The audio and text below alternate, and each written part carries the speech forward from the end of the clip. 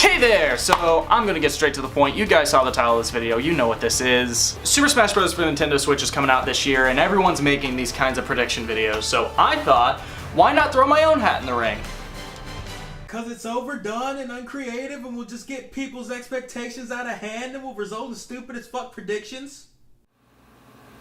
That's a good point. So let's be honest. People tend to let their imaginations go wild when they're coming out with predictions and shit, so I'm gonna try and keep this video grounded.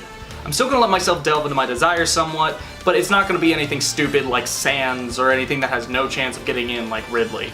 Cause no one is tired of seeing that argument every time Sakurai opens his mouth. To start things off, I want to talk about the subject that everyone always talks about the most, newcomers. My first prediction I think is a very safe bet. I'm going to predict that Rex and Pyra Mythra will be playable in the next Super Smash Bros.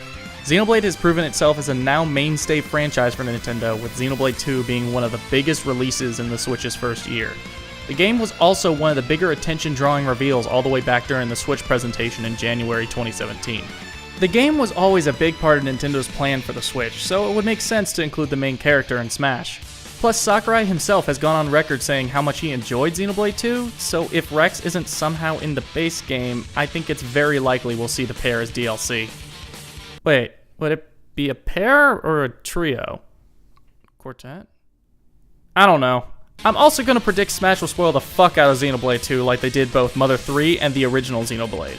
This way, the tradition of people knowing literally everything about a game just from playing Smash will continue.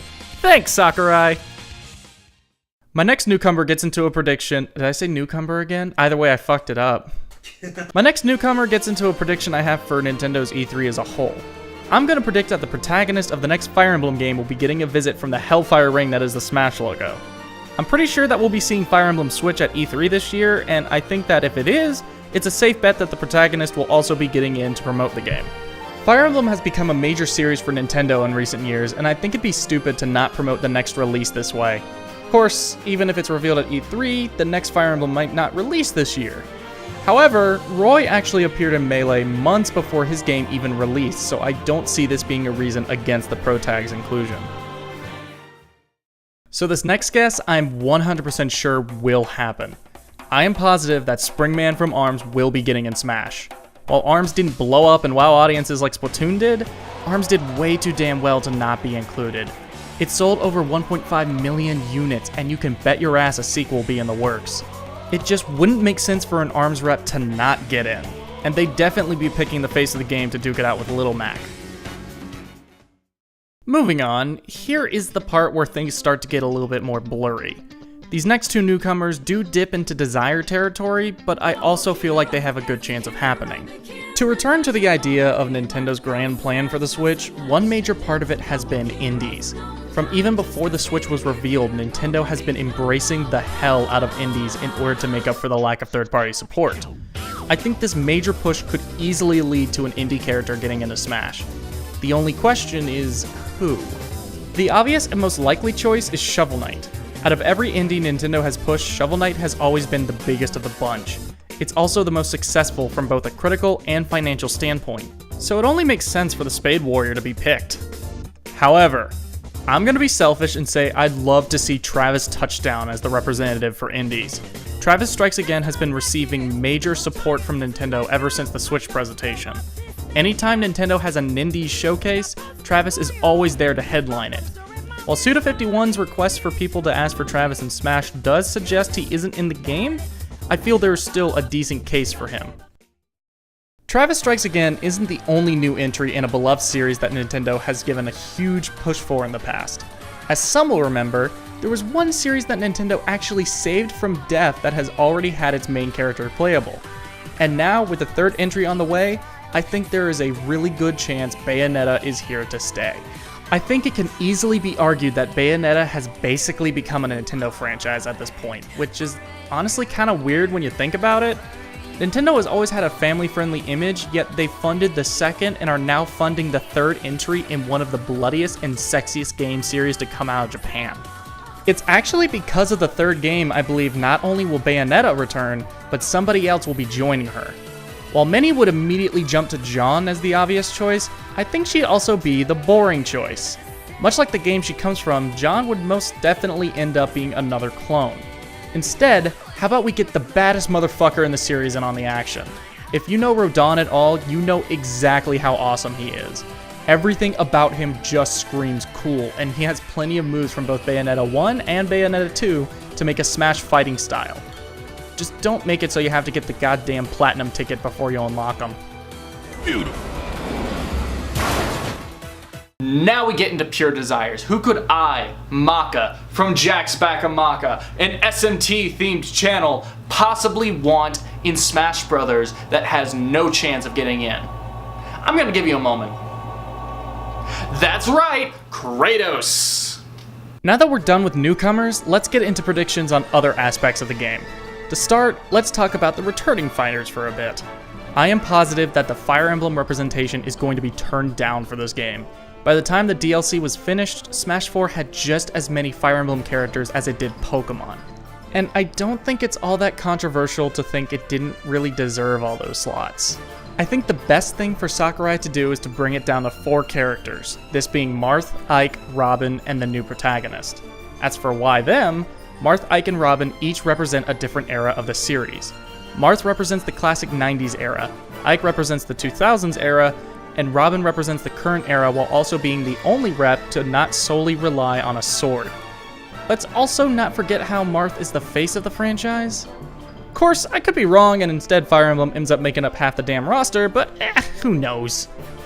One of the biggest changes for Smash 4 was the removal of transformations. People who played Zelda had to get used to no longer having access to Sheik in the same way they once did, but I don't feel like this will be the case for Smash on Switch. With the 3DS no longer holding the devs back, I see no reason to not bring this feature back. Another thing that was removed in Smash 4 was Ice Climbers. Again, now that the 3DS is no longer in the equation, I see no reason for them to not come back. In retrospect, it's pretty obvious the 3DS version of Smash just ended up holding back the Wii U version. It's a shame, but what can you do? Smash 4 had a bunch of newcomers, many of whom I think are staying and many of whom I think are leaving. To keep this quick, I'm gonna spitfire this and go back and forth between the two. To start, I am going to reiterate predictions I've already made. Robin and Bayonetta are staying. Mii Fighters is gone. The Monado boy stays. Cloud is gone, which sucks, but I feel like he's gone. Mega Man stays. Lucina is gone, but you could have figured that out by the predictions I already made. Fuck you. Pac-Man stays. Korn is gone, but again, you could have figured that out from what I already fucking predicted. Bowser Jr. stays. Dark Pit is gone, but his theme stays. Duck Hunt stays. Wii Fit Trainer is gone. Rosalina and Luma stay. Dr. Mario is gone. Yeah, I know he wasn't introduced in Smash 4, but I ran out of characters from Smash 4 that I think are gone in terms of newcomers, and I honestly think he's the first to be cut. Palutena stays. Toon Link is gone.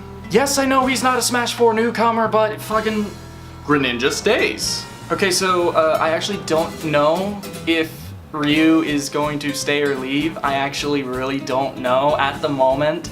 I'm kind of leaning towards leaving, but I really don't know. He's kind of in limbo for me.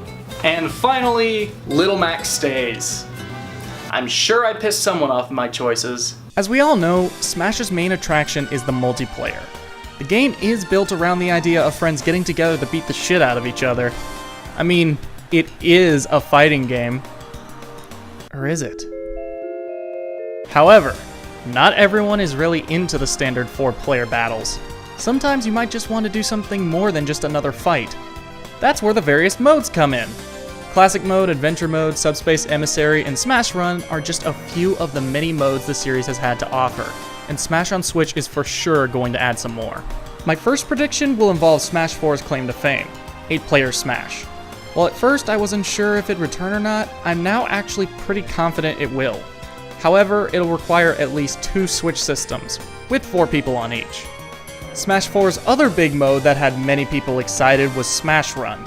What killed it, however, was the lack of online and the fact that you weren't in the same version of the map as everyone else. Rather, you were all in your own separate instances. This killed the mode for many, but the other major factor was that it was exclusive to the 3DS, which many just abandoned as soon as the Wii U version released. I really hope Sakurai gives it a second chance and does it right this time.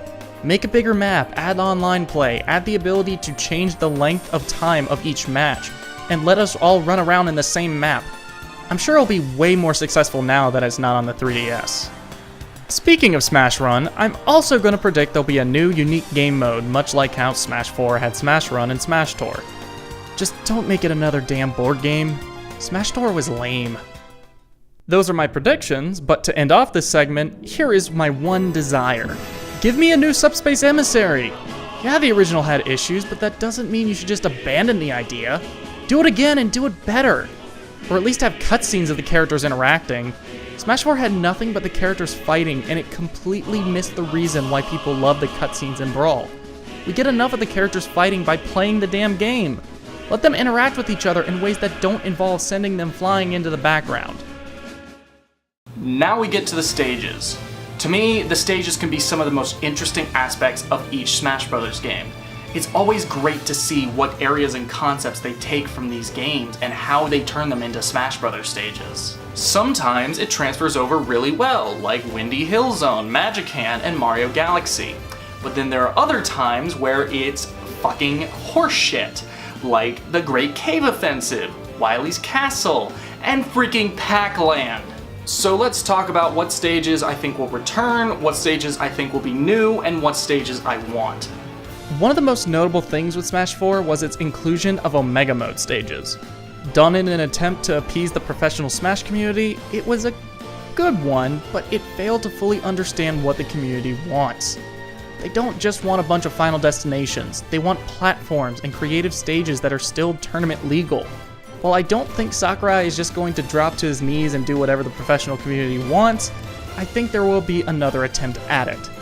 I'm going to predict that Omega Mode will return, but alongside it will be, let's call them, an Alpha Mode that makes the stages into Battlefield clones. This will give more options to the professional community while still not having Sakurai bend over and letting them have their way with them. Also, yes, this is technically a mode, but it's all about stages, so I'm including it in the stage section. Big stages are a recurring thing in Smash. Smash 4 had a few new massive stages, but only one of them wasn't a big pile of shit, and that was Palutena's Temple. I think it and Normal Temple will return in Smash 5 and will be joined by a new big stage. If you want to count Gower Plains as a big stage, then I think it'll return as well, but I don't really consider it alongside the other big stages. It's big, but it's not as big, you know? In terms of new stages, Sakurai has tons of new games to draw from. I think the most obvious choice is New Donk City from Mario Odyssey. My guess is it'll be down the park area with a part of the stage up on a building. Also, have Paulina singing in the background when Jump Up Superstar is playing. Another likely option would be a stage based on Xenoblade 2. The obvious choice would be Gormott, but fuck that. Gormott is just a worse version of Gower Plains. Let's go with something way better like Morardain, the titan that's home to the best fucking song in the game. Breath of the Wild is also definitely going to get a stage, especially with Link finally leaving behind his overdone Twilight Princess design and embracing the champion's tunic. What will suck though is that it'll likely be a traveling stage of the entire map, much like Skyloft. Nothing against traveling stages, but I've just never been a big fan of them. As I mentioned before, I am confident Bayonetta will be back with Rodin joining her. Alongside them though, I think there will be a brand new stage from Bayonetta 2. My guess is it'll be based on Inferno or Nautun, the city at the base of Fimbulventr. I think Nautun would be prettier, but I also think you could do more with Inferno. I wouldn't mind either, really. My final prediction for what they could base a stage after is a game I don't think will get any representation in the form of a fighter. Nintendo has pushed Octopath Traveler pretty hard since it was revealed back at the Switch presentation, and I'm going to guess it'll get into Smash in the form of a stage. This gets into Desire territory, but I could still totally see them doing this. Much like the other games announced at the presentation, Octopath has been treated pretty favorably by Nintendo, so seeing a stage based on the game complete with HD 2D would be perfectly possible. And with that, we are done with my desires and predictions for Super Smash Bros. On Nintendo Switch. Do you agree with me? Do you disagree with me? Are you kinda in the mid? Let me know down in the comments below. If you enjoyed this video, make sure to subscribe and hit that bell so you can see my next video as soon as it is out. I upload once a month, but I am currently planning on upgrading that to twice a month. Anyway, this has been Jack's Back of Macca. I am Macca, and I'll see you guys next time for whatever the hell I end up coming up with next. Oh, and GameCube controller support.